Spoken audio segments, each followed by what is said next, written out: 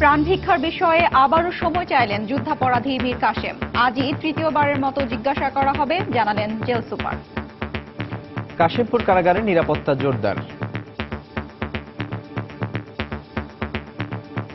যেহেতু মীর কাশেম আলী গাজীপুরের কারাগারে আছে, স্বাভাবিক কারণে যে আগের চেয়ে একটু সিকিউরিটি আমরা বাড়িয়েছি।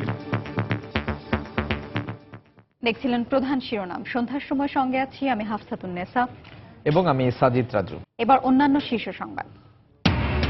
রাজধানীতে ওয়েলস লিটলের শিক্ষার্থী রিশা হত্যার মূল আসামি ওবায়দুলের 6 দিনের রিমান্ড মঞ্জুর। সর্বোচ্চ শাস্তির দাবিতে স্কুলে স্কুলে মানববন্ধন। ৭৫ পরবর্তী সময়ে সন্ত্রাস এবং জঙ্গিবাদ মাথাচাড়া দেয়, নির্মূল করতে হবে ঐক্যবদ্ধভাবে বললেন প্রধানমন্ত্রী। সন্দেহ হলে আইনশৃঙ্খলা রক্ষা বাহিনীকে জানানোর আহ্বান। দেশে গণতন্ত্র এবং ন্যায় বিচার নেই বলেই জঙ্গিবাদের উত্থান ঘটছে। প্রতিষ্ঠা বার্ষিকীর আলোচনা সভায় বিএনপি চেয়ারপারসন। জিয়ার সমাধিতে ফুল দিয়ে শ্রদ্ধা। সিঙ্গাপুরে 10 বাংলাদেশি জিকা ভাইরাসে আক্রান্ত। দেশটি থেকে আসা যাত্রীদের পরীক্ষা করেই প্রবেশ করতে দেওয়া হচ্ছে জানালেন স্বাস্থ্যমন্ত্রী। এবং চীন থেকে স্প্যান চলে আসার পর পদ্মায় পুরো দমে চলছে সেতুর পিলার বসানোর কাজ। ডিসেম্বরের মধ্যে 2টি পিলারের সংযোগ তৈরি টার্গেট।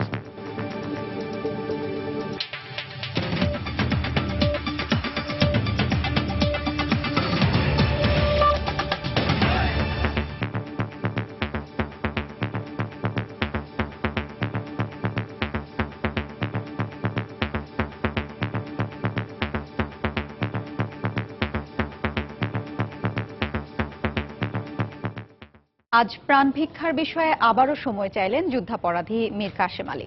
তৃতীয়বারের মতো তাকে জিজ্ঞাসা করার কথা রয়েছে। গাজীপুরের কাশিমপুর কারাগারের জেল সুপার প্রশান্ত কুমার বণিক সকালে মীর কাশেমের সাথে দেখা করার পর সাংবাদিকদের একথা জানান। এর আগে গতকাল প্রাণভিক্ষার বিষয়ে জানতে চাওয়া হলে নিখোঁজ ছেলের সন্ধান না পাওয়া পর্যন্ত সময় চান জামায়াতের এই নেতা। অবস্থার পরিপ্রেক্ষিতে তাকে যৌক্তিক সময় দেওয়া হবে বলে জানান কারা কর্তৃপক্ষ। ৭১ মানবতা বিরোধী অপরাধের দায়ে মৃত্যুদণ্ডপ্রাপ্ত জামায়াতের কেন্দ্রীয় নির্বাহী পরিষদের সদস্য মীর কাশেম আলী দেশের সর্বোচ্চ আদালতের রায় পুনর্বিবেচনার আবেদন করেছিলেন। গত মঙ্গলবার আপিল বিভাগ সেই আবেদন খারিজ করে মৃত্যুদণ্ড বহাল রাখলে বিচার প্রক্রিয়া শেষ হয়। নিয়মানুযায়ী এরপর তিনি রাষ্ট্রপতির কাছে প্রাণভিক্ষার আবেদন করতে পারবেন। প্রাণভিক্ষার আবেদন করবেন না বলে সিদ্ধান্ত জানালে বা আবেদন করার পর নাকচ হলে যে কোনো সময় তার ফাঁসি কার্যকর হতে পারে।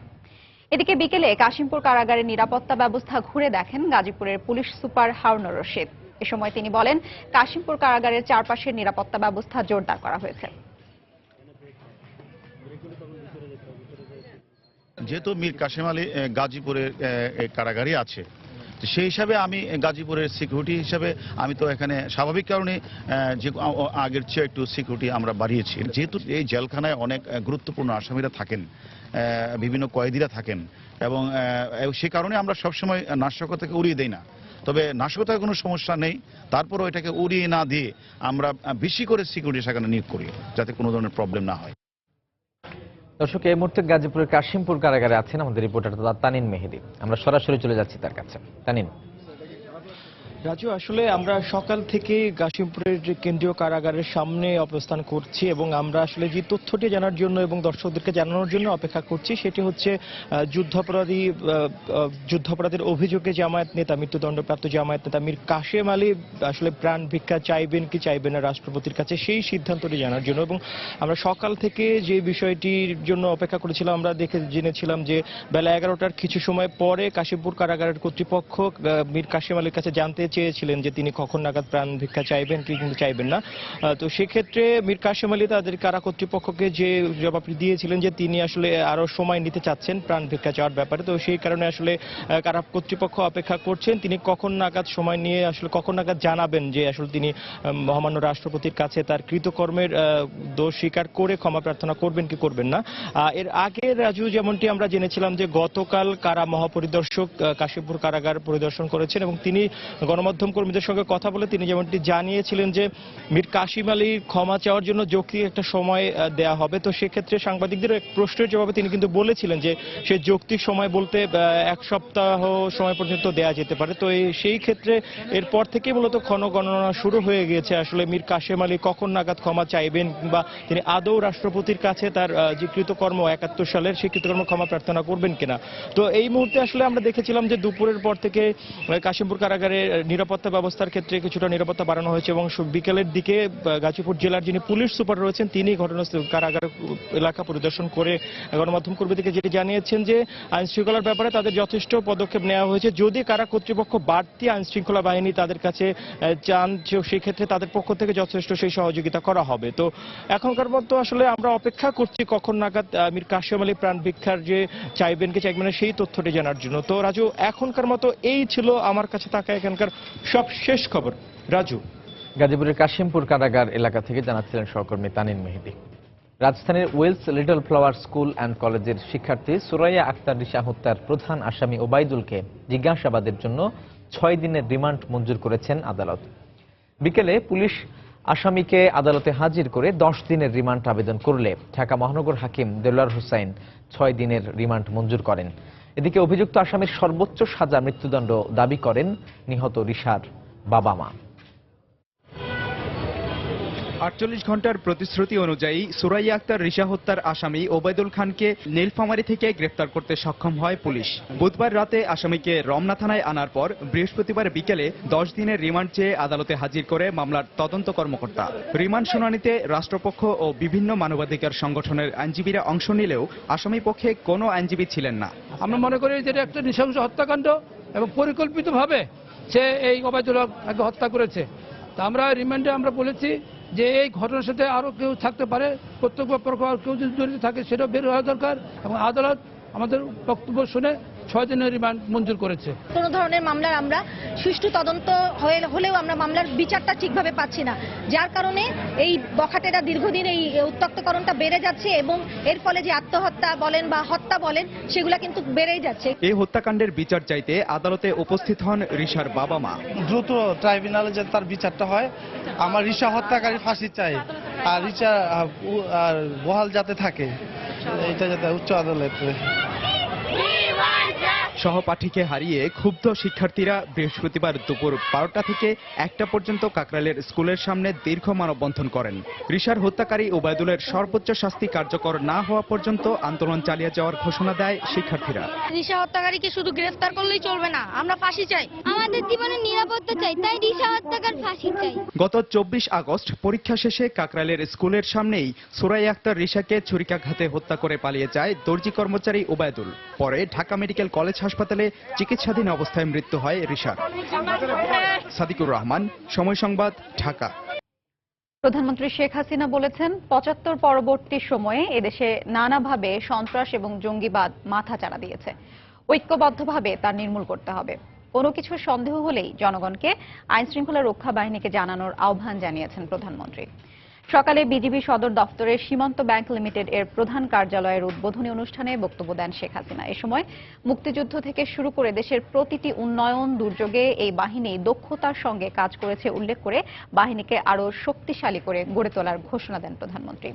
দেশের অন্যান্য বাণিজ্যিক ব্যাংকের মতো করেই গত 21শে জুলাই বিজিবি সীমান্ত ব্যাংক লিমিটেডকে তফসিলি ব্যাংক হিসেবে লাইসেন্স দেয় বাংলাদেশ ব্যাংক। সকালে পিলখানায় প্রধানমন্ত্রী শেখ হাসিনা নিজে প্রথম অ্যাকাউন্ট খুলে ব্যাংকটির আর্থিক কার্যক্রম উদ্বোধন করেন। এ সময় উপস্থিত ছিলেন ব্যাংকটির চেয়ারম্যান ও বিজিবির মহাপরিচালক মেজর জেনারেল আজিজ আহমেদ ও স্বরাষ্ট্রমন্ত্রী আসাদুজ্জামান খান কামাল।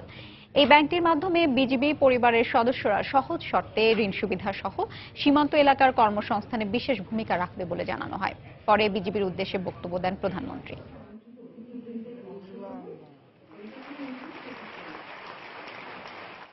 আপনার শৃঙ্খলা, আনুগত্য ও নিষ্ঠার সাথে কাজ করে ঐতিহ্যবাহী প্রতিষ্ঠান বিজিবির সুনামকে অক্ষুণ্ণ রাখবেন।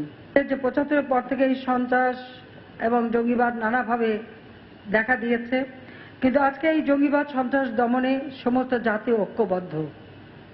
এখানেও আপনারা যারা উপস্থিত সকলেরই একটা দায়িত্ব রয়েছে যে আমাদের ছেলে মেয়েরা কেউ যেন এই জঙ্গিবাদের সাথে যুক্ত না হয়। প্রতিটি অভিভাবকের কাছে আমার সেই আহ্বান, সেই সাথে এই জঙ্গিবাদ সন্ত্রাস দমনে সমগ্র দেশবাসী আজ যে ঐক্যবদ্ধ, কাজে কোথাও এই ধরনের কোনো তথ্য থাকলে সাথে সাথে আমাদের আইন শৃঙ্খলা রক্ষাকারী সংস্থার কাছে তা পৌঁছে দেওয়া, যাতে আমরা বাংলাদেশকে এই সন্ত্রাস জঙ্গিবাদ মুক্ত রাখতে পারি। বিএনপি চেয়ারপারসন বেগম খালেদা জিয়া অভিযোগ করেছেন, দেশে গণতন্ত্র এবং ন্যায় বিচার নেই বলেই জঙ্গিবাদের উত্থান ঘটছে। এর জন্য বর্তমান সরকারকে দায়ী করেন তিনি। প্রতিষ্ঠা বার্ষিকী উপলক্ষে রাজধানীর ইঞ্জিনিয়ার্স ইনস্টিটিউশনে আলোচনা সভার বক্তব্যে তিনি কথা বলেন। তিনি বলেন, ক্ষমতায় টিকে থাকার জন্য কারোর সঙ্গে চুক্তি করেনি বিএনপি। বেগম জিয়া তার বক্তব্যে প্রয়াত রাষ্ট্রপতি জিয়াউর রহমানের নেয়া দেশের উন্নয়নের বিভিন্ন পদক্ষেপের কথা বলে বর্তমানে এর প্রাসঙ্গিকতা তুলে ধরেন। স্বাধীনতার পরে যিনারা ক্ষমতায় ছিলেন বা নিলেন, তারা কিন্তু সেইগুলি চিন্তা করে নাই। স্বাধীনতার পরেই কিন্তু আমরা দেখেছি বাংলাদেশের মধ্যে যে বিভেদ বিভক্তি সৃষ্টি হয়েছে, মারামারি হানাহানি লুটপাট তখনই শুরু হয়েছে। লুটপাট শুরু হয়েছে, এমনকি বাংলাদেশের জিনিস সব অন্য দেশে পাচার হচ্ছে, সেটাও আমি নিজের চোখে দেখেছি। আজকে বিচার বলে কিছু নাই। যেখানে ন্যায় বিচার থাকে না, যেখানে গণতন্ত্র থাকে না, সেখানে জঙ্গিবাদের উত্থান ঘটে।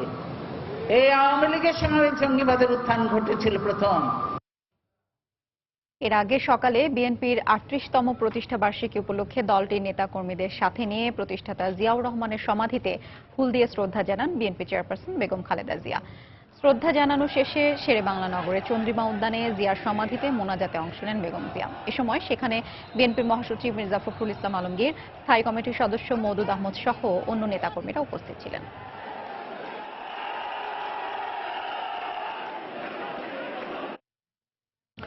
দুই মন্ত্রীর আদালত অবমাননার পূর্ণাঙ্গ রায় প্রকাশ করেছেন আপিল বিভাগ।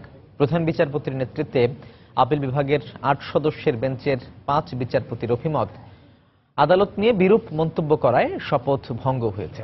তবে এর সাথে দ্বিমত পোষণ করে অপর ৩ বিচারপতি বলেছেন, এই মামলায় শপথ ভঙ্গের বিষয়টি বিবেচ্য নয়। যুদ্ধাপরাধী মীর কাশেম আলীর মামলার আপিলের রায় নিয়ে সংশয় প্রকাশ করে দেয়া কিছু মন্তব্যের জেরে আদালত অবমাননার দায়ে দোষী সাব্যস্ত হন খাদ্যমন্ত্রী অ্যাডভোকেট কামরুল ইসলাম ও মুক্তিযুদ্ধ বিষয়ক মন্ত্রী আকম মোজাম্মেল হক। গত ২৭শে মার্চ দেয়া সংক্ষিপ্ত রায়ে তাদের ৫০,০০০ টাকা করে আর্থিক দণ্ডও দেয়া হয়। এরই মধ্যে জরিমানার টাকা পরিশোধ করেছেন এই দুই মন্ত্রী। এর ৬ মাসের মাথায় ৫৪ পৃষ্ঠার পূর্ণাঙ্গ এ রায় প্রকাশ করল আপিল বিভাগ। রায়ে ৮ বিচারপতির মধ্যে ৫ জন বিচারপতির মত, সাংবিধানিক পদে থেকে বিচার বিভাগ নিয়ে তাদের ওই মন্তব্যে শপথ ভঙ্গ হয়েছে। যদিও এর সাথে দ্বিমত পোষণ করে রায় লেখা বিচারপতি হাসান ফয়েজ সিদ্দিকী দুই মন্ত্রীর আদালত অবমাননার রায়ের সাথে একমত হলেও তারা শপথ ভঙ্গ করেছেন কিনা এ মামলায় বিবেচ্য বিষয় নয় বলে মত দিয়েছেন। বিচারপতি বলেছেন যে আদালত অবমাননা করেছেন, আর ৩ জন বিচারপতি বলেছেন এইটা একটা রাজনীতি বা পলিটিক্যাল লিডার্স আর এখন কোর্টের ব্যাপার, সুতরাং তারা এটাতে ডাইরেক্টলি কোনো রকমের সরাসরিভাবে কোনো অভিমত প্রকাশ করেন নাই। কনসিকুয়েন্স নাই, তাদের মিনিস্ট্রিয়াল জব থাকবে না থাকবে সেটা তো এখানে ইস্যু ছিল না। গিলটি ফাউন্ড করেছে, gross contempt of court and সাজা দিয়েছে, দ্যাটস অল। এদিকে সিনিয়র আইনজীবী ডক্টর স্বাধীন মালিকের মত, সাংবিধানিক পদে থেকে ১,০০০ টাকার বেশি জরিমানা হলেই তাদের মন্ত্রীপদ ছেড়ে দেওয়া উচিত। সরকারের কর্মে নিয়োজিত তাদের কোনো যদি জরিমানা হয় অথবা জেল হয়, তাহলে পদের থেকে সাথে সাথে বরখাস্ত হয়েছে বলে ধরে নেওয়া হয়, এবং যারা সাংবিধানিক পদে আছেন তারা সাংবিধানিক পদে থেকে যে ধরনের আচরণ আশা করি সেই আচরণই করবেন। যদিও দুই মন্ত্রীর আদালত অবমাননার পূর্ণাঙ্গ রায়ের বিষয়ে কোনো মন্তব্য করতে রাজি হননি আইনমন্ত্রী অ্যাডভোকেট আনিসুল হক ও অ্যাটর্নি জেনারেল মাহবুবে আলম। আফজাল হোসেন, সময় সংবাদ, ঢাকা। সন্ধ্যার সময় আরো থাকছে। ওষুধের সবচেয়ে বড় পাইকারি বাজার চট্টগ্রামের হাজারীগলি থেকে বিপুল পরিমাণ বিক্রয় নিষিদ্ধ ওষুধ জব্দ।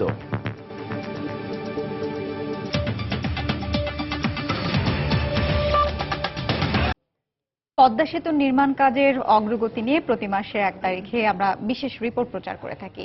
এরই ধারাবাহিকতায় আজ থাকছে সেতুর পিলার স্থাপনের অগ্রগতি নিয়ে রিপোর্ট।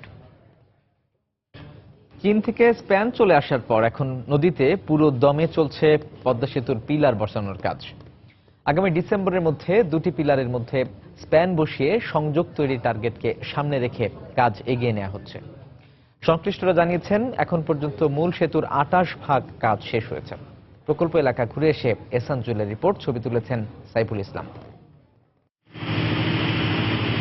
মুন্সিগঞ্জের মাওয়ায় পদ্মা সেতুর ইয়ার্ড সুপারস্ট্রাকচারের জন্য বিশেষভাবে নির্মিত দ্বিতীয় ওয়ার্কশপটি ব্যস্ত এখন চীন থেকে আসা স্প্যানগুলো জোড়া দেওয়ার কাজে।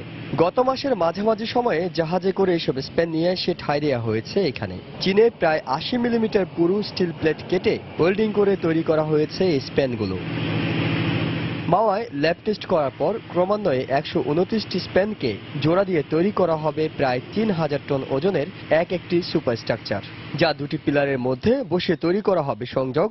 আর গার্ডার সহ দ্বিতল সুপারস্ট্রাকচার বসিয়ে দেওয়া হলে এর নিচ দিয়ে চলবে ট্রেন ও উপর দিয়ে চলবে অন্য যানবাহন। যে পার্টসগুলো আমাদের এসেছে 15 মিটার, 18 মিটার, 10 মিটার, সেই পার্টসগুলো জোড়া দিয়ে আমরা 150 মিটারের স্প্যানটা তৈরি করব। স্প্যান তৈরি করার পরে আমাদের এটা রং করা হবে, রং করার পরে আপনার টেস্ট করা হবে, টেস্ট করার পরে আমরা নিয়ে যাব যথাযথ স্থানে, যেখানে যাওয়ার সেখানে চলে যাবে। মাওয়া প্রান্তে ইয়ার্ডে যখন স্প্যানগুলো জোড়া দেওয়ার কাজ চলছে, তখন একই সময় নদীতে চলছে পাইল ড্রাইভিং এর কাজ। আর জোড়া দেওয়া এই 150 মিটার দীর্ঘ স্প্যানগুলো এনে বসিয়ে দেওয়া হবে এই জাজিরা প্রান্তে দুটি পিলারের মধ্যে। তারপরই দৃশ্যমান হয়ে উঠবে পদ্মা সেতুর মূল অবকাঠামোর একাংশ। মাওয়া ও জাজিরা দুই প্রান্তে সব মিলে 8টি পিলারের জন্য এখন নদীতে 27টি পাইল বসানোর কাজ চলছে। আগামী ডিসেম্বরের মধ্যে জাজিরা প্রান্তের 37 ও 38 নম্বর পিলার দুটি পুরো নির্মাণ হলে এ দুটি পিলারের মধ্যে বসানো হবে পদ্মা সেতুর প্রথম স্প্যান। আমাদের টার্গেট হলো ডিসেম্বরের মধ্যে শুরু করা। কত নম্বর পিলারের মাঝখানে আমরা কাজ করব? এটা 37, 38। পাইলিং এর কি অবস্থা আছে? কাজ চলতেছে। একই সময়ে মূল সেতু থেকে সংযোগ সড়কে নেমে আসার জন্য জাজিরা প্রান্তে চলছে ভায়াডাক্ট পাইলের কাজও। সেতুর পাইলিং এর কাজে গতি আনতে আরেকটি হেমার যোগ করা হচ্ছে, যেটি এখন সমুদ্রপথে মুন্সিগঞ্জে আসছে। এহসান জুয়েল, সময় সংবাদ, মুন্সিগঞ্জ। পবিত্র ঈদুল আজহা উপলক্ষে ঈদগাহ সহ গুরুত্বপূর্ণ স্থানে বিশেষ নিরাপত্তা ব্যবস্থা নেওয়া হবে বলে জানিয়েছেন স্বরাষ্ট্রমন্ত্রী আসাদুজ্জামান খান কামাল। বিকেলে সচিবালয়ে নিজ মন্ত্রণালয়ে সাংবাদিকদের সঙ্গে কথা বলেন তিনি। মন্ত্রী আরো বলেন, নির্বিঘ্নে ঈদ উদযাপনে সব ধরনের প্রস্তুতি নেওয়া হয়েছে। নাশকতা প্রতিরোধে জাতীয় ঈদগাহ, বায়তুল মোকাররম এবং অন্যান্য ঈদগাহ সমূহে বিশেষ নিরাপত্তা ব্যবস্থা প্রদান করব। গোয়েন্দারা আমাদেরকে যে ইনফরমেশন দিচ্ছে কিংবা দিবে, সেই ইনফরমেশনের ভিত্তি করে আমরা প্রত্যেকটা ঈদগাহের আগের থেকেই আমরা প্রিকশন নিব। ঢাকা শহরের প্রতি মহল্লায় ঈদের জামাত হয়ে থাকে তার নিজস্ব ইসে, সেখানেও আমরা আমাদের ওইখানে ভলান্টিয়ার থাকবে, ভলান্টিয়ারও যাতে সজাগ থাকবে। সিঙ্গাপুরে 10 বাংলাদেশি জিকা ভাইরাসে আক্রান্ত হয়েছেন। দেশটিতে বাংলাদেশের হাই কমিশনের পক্ষ থেকে এ তথ্য নিশ্চিত করা হয়। সিঙ্গাপুরের স্বাস্থ্য মন্ত্রণালয় ব্রিফিং এ জানায়, দেশটিতে জিকায় আক্রান্তের সংখ্যা 115, যাদের মধ্যে 57 জন সিঙ্গাপুরে কর্মরত বিভিন্ন দেশের নাগরিক। প্রকাশিত তথ্য মতে আক্রান্তদের মধ্যে 23 জন চীনা, 15 জন ভারতীয়, 10 জন বাংলাদেশি, 6 জন মালয়েশীয় এবং ইন্দোনেশিয়া, তাইওয়ান ও মিয়ানমারের একজন করে নাগরিক রয়েছেন। মশাবাহিত রোগ জিকার প্রকোপ ঠেকাতে মশা নিধন কর্মসূচি জোরদার করেছে সিঙ্গাপুর। সেই সঙ্গে সাধারণ মানুষের মধ্যে জনসচেতনতা বাড়াতে কাজ করছে দেশটির সরকার। সিঙ্গাপুরে এ পর্যন্ত 80 জনেরও বেশি জিকায় আক্রান্ত হওয়ার খবর পাওয়া গেছে। এর মধ্যেই বৃহস্পতিবার সেখানে কয়েকজন বাংলাদেশির দেহেও এই ভাইরাসের অস্তিত্ব শনাক্ত হওয়ার খবর জানায় বাংলাদেশ দূতাবাস। আমরা সিঙ্গাপুরে মিনিস্ট্রি অফ হেলথ থেকে আজকে দুপুরে একটা ফোন পেয়েছি, যেখান থেকে বলা হয়েছে যে তাদের কাছে তথ্য আছে 10 জন বাংলাদেশি আক্রান্ত হয়েছে জিকা ভাইরাসে। তবে ভয়ের কিছু নেই, তারা অবজারভেশনে রাখা হয়েছে তাদেরকে। আমরা তাদের সাথে দেখা করার জন্য অনুরোধ করেছি যাতে আমাদেরকে অ্যাক্সেস দেওয়া হয়, কিন্তু সিঙ্গাপুরে ল অনুযায়ী পেশেন্টদেরকে তাদের কনফিডেন্সিয়ালিটিটা মেনটেন করা হয়। সে কারণে তারা আমাদের সাথে কোনো ডিটেলস জানাচ্ছে না যে বাংলাদেশি তাদের নাম বা ঠিকানা বা কোথায় কিভাবে আক্রান্ত হয়েছে, শুধু সংখ্যাটা আমাদেরকে বলছে তারা। সিঙ্গাপুরের পর এবার মালয়েশিয়ায় প্রথমবারের মতো একজন অন্তঃসত্ত্বা নারীর জিকায় আক্রান্ত হওয়ার খবর পাওয়া গেছে। এ অবস্থায় বৃহস্পতিবার এক সংবাদ সম্মেলনে দেশটির স্বাস্থ্যমন্ত্রী এস সুব্রমণিয়াম সবাইকে সচেতন থাকার পরামর্শ দেন। যে নারীর দেহে জিকার অস্তিত্ব পাওয়া গেছে তিনি গত 21শে আগস্ট সিঙ্গাপুর থেকে মালয়েশিয়ায় আসেন। এটাই মালয়েশিয়ায় প্রথম কোনো ব্যক্তি জিকায় আক্রান্ত হওয়ার ঘটনা। এই ভাইরাসের বিস্তার রোধে আমরা প্রয়োজনীয় ব্যবস্থা নিয়েছি। পাশের দেশ ইন্দোনেশিয়ায় জিকা ভাইরাসের বিস্তার ঠেকাতে প্রতিরোধমূলক ব্যবস্থা বাড়িয়েছে সেদেশের কর্তৃপক্ষ। জনসচেতনতা বাড়ানোর পাশাপাশি জিকা শনাক্তকরণ যন্ত্রের সাহায্যে পরীক্ষা করা হচ্ছে বিদেশি নাগরিকদের। এদিকে থাইল্যান্ড, ফিলিপিন্স, ভিয়েতনামেও জিকার সংক্রমণ ছড়িয়ে পড়ার ঝুঁকি রয়েছে বলে জানায় বিশ্ব স্বাস্থ্য সংস্থা। রিয়াদুল ইসলাম, সময় সংবাদ। এদিকে জিকা ভাইরাস রোধে দেশের আন্তর্জাতিক বিমানবন্দরগুলোতে সিঙ্গাপুর থেকে আসা সব যাত্রীকে স্ক্যান করে প্রবেশ করতে দেওয়া হচ্ছে বলে জানিয়েছেন স্বাস্থ্যমন্ত্রী মোহাম্মদ নাসিম। বিকেলে রাজধানীর একটি হোটেলে এক আলোচনা সভায় অংশ নিয়ে তিনি একথা বলেন। এছাড়া এই বিষয়ে সরকার সর্বোচ্চ সতর্ক অবস্থানে রয়েছে বলেও জানান তিনি। সিঙ্গাপুর তো আমরা নিয়মিত যাতায়াত করি, আমরা অনেকেই যায়, ওখানে আমার বাংলাদেশের শ্রমিকরা কাজ করছে। এই কথাটি সঙ্গে সঙ্গে গুরুত্ব দিয়ে আমরা গ্রহণ করেছি। কিন্তু ওখানে আমাদের স্ক্যানিং মেশিন আছে, ওখানে অলরেডি কাজ শুরু হয়ে গেছে। যে যাবে যাত্রী বা ফিরবে সবাইকে আমরা পরীক্ষা নিরীক্ষা করে ছাড়ছি। কারণ জিকা ভাইরাস যে কোনো ভাইরাস আসুক না কেন সিঙ্গাপুরে এসে গেছেন। এবার প্রয়োজনীয় পদক্ষেপ নেওয়া হচ্ছে এবং অলরেডি আমাদের মিটিং চলছে। এই মিটিংয়ের মাধ্যমে আমরা সিদ্ধান্ত নিয়েছি কোনোভাবেই যেন স্ক্যানিং ছাড়া যাত্রী যে বাংলাদেশে প্রবেশ করতে না পারে, বিশেষত সিঙ্গাপুর থেকে। এবার পদক্ষেপ নেওয়া হচ্ছে। আপনারা কোনো আতঙ্কিত হবেন না, ইনশাল্লাহ অতীতের মতোই আমরা এই ব্যাপারে দৃঢ় পদক্ষেপ গ্রহণ করব। ওষুধের সবচেয়ে বড় পাইকারি বাজার চট্টগ্রামের হাজারীগলি থেকে বিপুল পরিমাণ বিক্রয় নিষিদ্ধ সরকারি ও বিদেশি ওষুধ জব্দ করেছেন জেলা প্রশাসন ও ওষুধ প্রশাসন। বিকেলে এই অভিযান চালানো হয়। ওষুধ প্রশাসন জানায়, গোপন সংবাদের ভিত্তিতে মেসার্স MN মেডিকো নামের একটি দোকানে যৌথভাবে অভিযান চালানো হয়। এ সময় সেখান থেকে 50 ধরনের 7 থেকে 8 বস্তা ওষুধ জব্দ করা হয়। জব্দ করা এসব ওষুধ গ্যাস্ট্রিক ও হৃদরোগ সহ বিভিন্ন রোগের অ্যান্টিবায়োটিক বলে জানিয়েছে ওষুধ প্রশাসন। এগুলোর আনুমানিক মূল্য 10 লাখেরও বেশি বলে জানিয়েছেন তারা।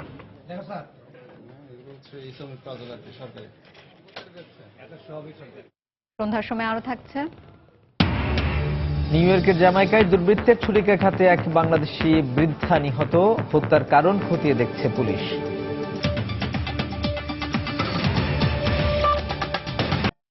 নরসিংদীর ঘোড়াশাল, খুলনার বোয়ালপাড়া এবং সিরাজগঞ্জের বাঘাবাড়ির বিদ্যুৎ কেন্দ্রগুলোর সংস্কারের পাশাপাশি উৎপাদন ক্ষমতা বাড়ানোর সিদ্ধান্ত নিয়েছে সরকার। সকালে বিদ্যুৎ, জ্বালানি ও খনিজ সম্পদ প্রতিমন্ত্রী নসরুল হামিদ সাংবাদিকদের একথা বলেন। ওই 3 বিদ্যুৎ কেন্দ্রের বর্তমান 1,500 মেগাওয়াট বিদ্যুৎ উৎপাদনকে 5,500 মেগাওয়াটে উন্নীত করতে চলতি ডিসেম্বরে কাজ শুরু করা হবে বলে উল্লেখ করেন মন্ত্রী। মাস্টার প্ল্যান তৈরি করেছি এই 3টা হাবকে ধরে। এইটা হবে একটা 10 বছর মেয়াদী একটা মাস্টার প্ল্যান। অর্থাৎ আমরা ধীরে ধীরে এই কাজগুলো সম্পূর্ণ করার জন্য, এখানে পাওয়ার প্ল্যান অ্যাড করার জন্য, এখানে রিলোকেশন করার জন্য এবং আরো এফিসিয়েন্সি বাড়ার জন্য, এই হাবগুলোকে কস্ট এফেক্টিভ করার জন্য আমরা কিন্তু এই শুরু করেছি। আমাদের প্ল্যান হলো 10 বছরের মাথায় আমরা ওই জায়গায় পৌঁছাবো। এটার জন্য যে অর্থ হবে এই অর্থ যোগান আমরা দিব। টানা 5 ঘন্টা চেষ্টা চালিয়েও রাজধানীর সায়দাবাদে গড়ে ওঠা অবৈধ ট্রাক স্ট্যান্ড পুরোপুরি উচ্ছেদ করতে পারেনি ঢাকা দক্ষিণ সিটি কর্পোরেশন। বেলা 1টার দিকে অভিযান শুরু করলে উচ্ছেদের বিরুদ্ধে প্রতিবাদ শুরু করে ট্রাক শ্রমিকরা। ট্রাক স্ট্যান্ডের বর্তমান জায়গাটি তাদের ব্যক্তি মালিকানাধীন দাবি করে শ্রমিক নেতারা জানান, সরকার স্ট্যান্ডের জন্য জায়গা নির্ধারণ করে দিলেই তারা বর্তমান জায়গাটি ছেড়ে দেবেন। তবে সিটি কর্পোরেশন জায়গাটি নিজেদের দাবি করে জানায়, রাস্তার উপরে রাখা ট্রাকগুলো ইতিমধ্যে সরিয়ে ফেলা হয়েছে এবং ঈদের পরে পুরো এলাকাটি দখলমুক্ত করা হবে। বিকেল পর্যন্ত আইন শৃঙ্খলা রক্ষাকারী বাহিনীর সহায়তায় দফায় দফায় উচ্ছেদ অভিযান চালিয়ে অল্প সংখ্যক ট্রাক সরাতে সক্ষম হয় ঢাকা দক্ষিণ সিটি কর্পোরেশন কর্তৃপক্ষ।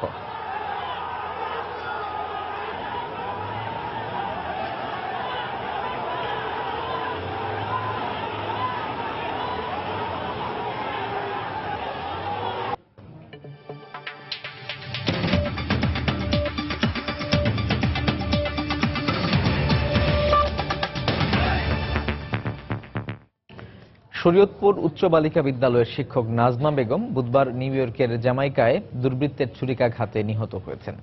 কে বা কারা কি উদ্দেশ্যে হত্যাকাণ্ড চালিয়েছে তা খতিয়ে দেখছে পুলিশ।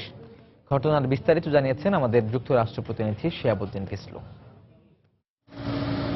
নবাবপুর সরকারি হাই স্কুলের শিক্ষিকা নাজমা বেগম সন্ধ্যায় মর্মান্তিকভাবে দুর্বৃত্তের ছুরিকাঘাতে নিহত হয়েছে নিউ ইয়র্কের বাঙালি অধ্যুষিত জামাইকাতে, এবং এই বাড়িতে এখন শোকে স্তব্ধ। কেন নাজমা বেগমকে দুর্বৃত্তরা হত্যা করেছে সে বিষয়টি এখনো নিশ্চিত নয়।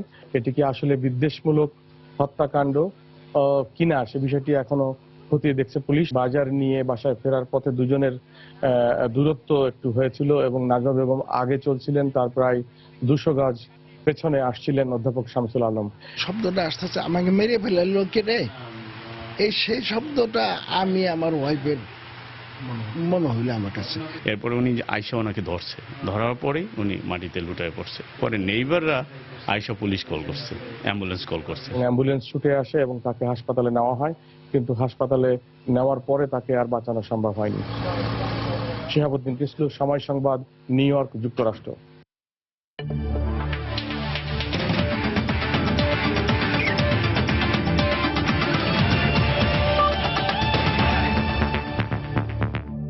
বাংলাদেশ ও মালদ্বীপের প্রীতি ম্যাচের খবর। আজ প্রীতি ম্যাচে মালদ্বীপের বিপক্ষে মাঠে নামবে বাংলাদেশ জাতীয় ফুটবল দল। এ ম্যাচে ভালো পারফর্ম করে নিজেদের আত্মবিশ্বাস ফেরাতে চান ফুটবলাররা। তবে প্রথম মিশনে ড্র হলেই খুশি জাতীয় দলের কোচ টম সেন্টফিট। মালদ্বীপের রাজধানী মালের ন্যাশনাল স্টেডিয়ামে দু দলের ম্যাচটি শুরু হবে বাংলাদেশ সময় রাত 10টায়। ফিফা র্যাঙ্কিং এ বাংলাদেশের চেয়ে এগিয়ে আছে মালদ্বীপ। তবে অতীত পরিসংখ্যান থেকে স্বস্তি খুঁজতে পারেন টম সেন্টফিট। এখন পর্যন্ত দু দলের 11 বারের দেখায় 5 বার জিতেছে বাংলাদেশ। 3 বার জয় আছে ড্যারেন স্টুয়ার্টের দলের। 3টি ম্যাচ হয়েছে ড্র। ইনজুরির কারণে দলে নেই অভিজ্ঞ মিডফিল্ডার মামুনুল। জামাল ভুঁইয়ার শূন্যতাও ভোগাবে দলকে। তবে সেই শূন্যস্থান পূরণে ভূমিকা রাখতে চান হেমন্ত, ভিনসেন্ট, আরিফুররা। ফরওয়ার্ড পজিশনে কোচের মূল ভরসা সাখাওয়াত রনি, জীবন ও রুবেল মিয়া। মালদ্বীপের বিপক্ষে প্রীতি ম্যাচের পর ভুটানের বিপক্ষে মুখোমুখি বাংলাদেশ জাতীয় ফুটবল দল।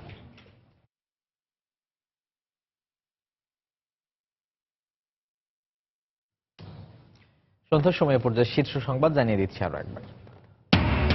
আজ প্রাণ ভিক্ষার বিষয়ে আবারও সময় চাইলেন যুদ্ধাপরাধী মীর কাশেম। আজই তৃতীয়বারের মতো জিজ্ঞাসা করা হবে জানালেন জেল সুপার। রাজধানীতে ওয়েলস লিটলের শিক্ষার্থী রিশা হত্যার মূল আসামি ওবায়দুলের 6 দিনের রিমান্ড মঞ্জুর। সর্বোচ্চ শাস্তির দাবিতে স্কুলে স্কুলে মানববন্ধন। 75 পরবর্তী সময়ে সন্ত্রাস এবং জঙ্গিবাদ মাথাচাড়া দেয়, নির্মূল করতে হবে ঐক্যবদ্ধভাবে বললেন প্রধানমন্ত্রী। সন্দেহ হলেই আইনশৃঙ্খলা রক্ষা বাহিনীকে জানানোর আহ্বান। দেশে গণতন্ত্র এবং ন্যায় বিচার নেই বলেই জঙ্গিবাদের উত্থান ঘটছে। প্রতিষ্ঠাবার্ষিকীর আলোচনা সভায় বিএনপি চেয়ারপারসন জিয়ার সমাধিতে ফুল দিয়ে শ্রদ্ধা। এবং চীন থেকে স্প্যান চলে আসার পর পদ্মায় পুরো দমে চলছে সেতুর পিলার বসানোর কাজ। ডিসেম্বরের মধ্যে 2টি পিলারের সংযোগ তৈরি টার্গেট।